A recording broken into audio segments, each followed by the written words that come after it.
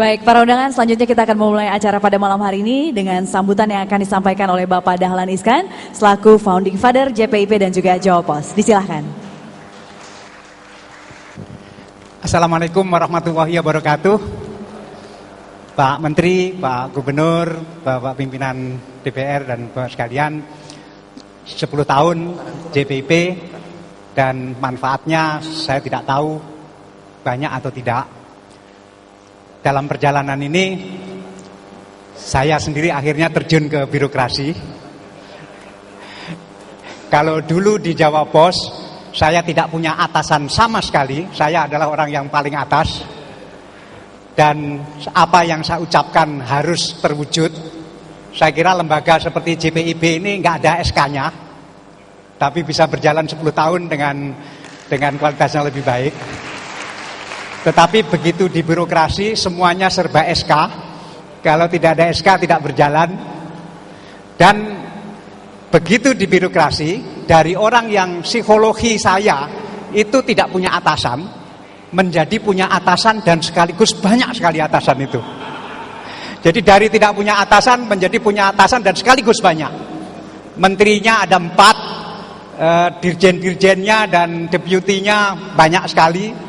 DPR-nya atasan saya di DPR ada 3 komisi, komisi 7, komisi 6, komisi 11. Masing-masing komisi ada fraksinya, semuanya menjadi atasan, masih ada Menko, masih ada Wapres, masih ada Presiden. Tetapi kesimpulan saya setelah 1,5 tahun di birokrasi itu ternyata begini, bahwa banyak sekali pejabat tinggi itu sebetulnya suasana kebatinannya kalau bisa tidak membuat keputusan. Kalau bisa jangan terlibat dalam keputusan itu. Dan umumnya keputusan itu lintas sektor. Sehingga masing-masing itu saling dorong. Dorong itu maksudnya menjauhkan dari kursinya begitu. Nah, ini yang saya manfaatkan sebaik-baiknya sekarang ini. Karena saya tahu psikologinya seperti itu, bahwa orang pejabat itu sebaiknya menghindar dari keputusan supaya nanti tidak diambil tanggung jawabnya. Maka saya mengambil peran bahwa saya saja yang ambil keputusan, begitu. Dan ternyata senang, pejabat-pejabat yang terkait itu senang kalau saya ambil keputusan, karena nanti kalau salah kan dia tidak disalahkan, begitu.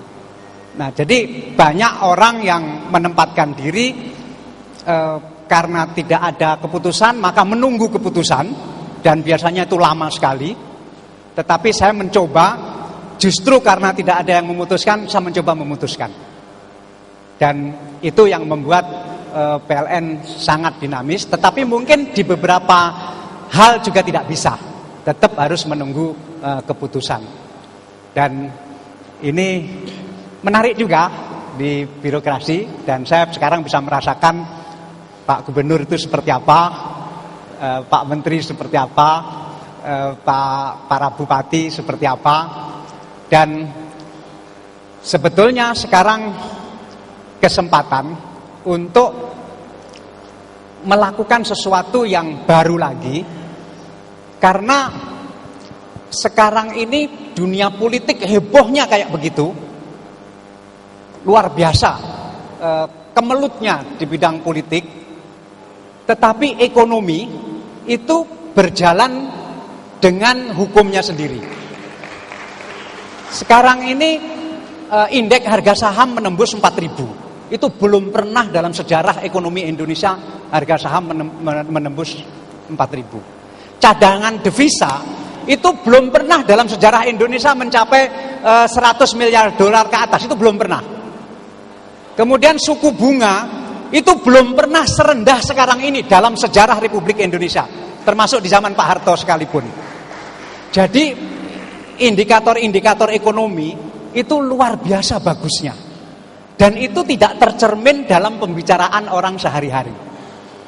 Pembicaraannya tentang politik dan hebohnya bukan main, tetapi ekonomi jalan sendiri dan bagus sekali. Menurut pendapat saya ini bagus, menurut pendapat saya.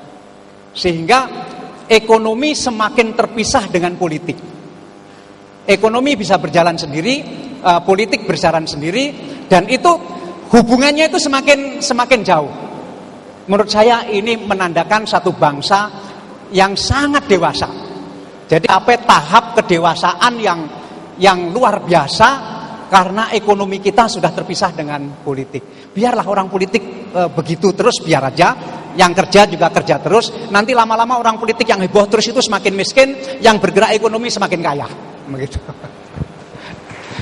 Nah, kemudian yang kedua adalah sepanjang reformasi yang kita jalani, menurut pendapat saya sekarang ini sebetulnya tinggal 4 saja yang harus kita kerjakan. 1, pemberantasan korupsi. 2, penegakan hukum. Yang ketiga ini reformasi birokrasi. Sebetulnya ini reformasi ini sebetulnya bisa kita lakukan tanpa harus menunggu banyak hal, dan saya mencoba karena di JPIP terus memperjuangkan reformasi birokrasi itu juga, maka sebaiknya kalau penegakan hukum dan pemberantasan korupsi menurut saya tidak mungkin dilakukan dengan sangat cepat dan tuntas, tidak mungkin.